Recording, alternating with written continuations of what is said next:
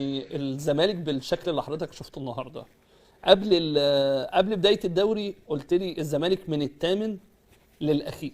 ايوه النهارده بعد ما شفت نادي الزمالك قدام واحد من اقوى الفرق اللي موجوده في الدوري، لسه برضو عند كلامك طبعا. ان الزمالك من الثامن للاخير. طبعا. طب يعني كلمه الاخير دي انا ما احبش، لا مش يعني هو ما احبش اقولها على نادي بحجم نادي الزمالك. لا هو ماشي. مش يعني هتلاقيه في اول 6 فرق 7 فرق، مش هتلاقيه الا في حاله واحده. لو اللعيبه سيبك ايوه، ما اللعيبه هي اللي بتلعب، تمام، واخد بالك. لو اللعيبه ما سمعتش كلام المدرب ولعبت زي ما لعبت الشوط الثاني بالغل والاصرار والكلام ده، هو اللي خلاهم بقى كويسين، هم اللي خلاهم جابوا الجول الاولاني والثاني عشان في اصرار. انما الراجل انا قلت لك والله يا اسلام، لو الراجل ده عمل تغييرات صح والله كان هيطلع 2-1. يعني مثلا انا هنقول لك كان طلع المسلوسي ودخل الزناري. على فكره الزناري اخر 5 دقائق لما اتطرد محمود علاء كل الكرات العاليه هو اللي خدها في ال 18 لما دخل جوه. انتوا ما خدتوش بالكم ولا ايه؟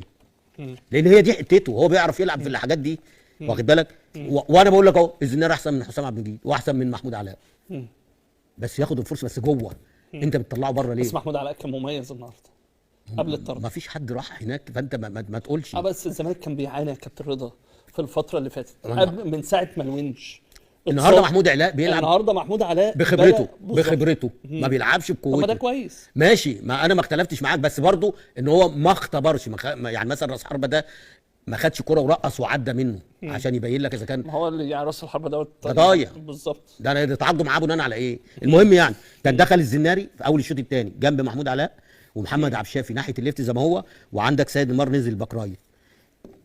يبقى على عمرو السيسي ودونجا لو انت نزلته مكان رؤى. طيب سريعا ما انا هقول لك بس، وبعد كده نضاي يحطه ناحيه اليمين، وعندك مصطفى شلبي ناحيه الشمال، وعندك ايشو ده والله ما كان خرج، والله كنت كسبت الماتش طبعا مع ناصر منسي.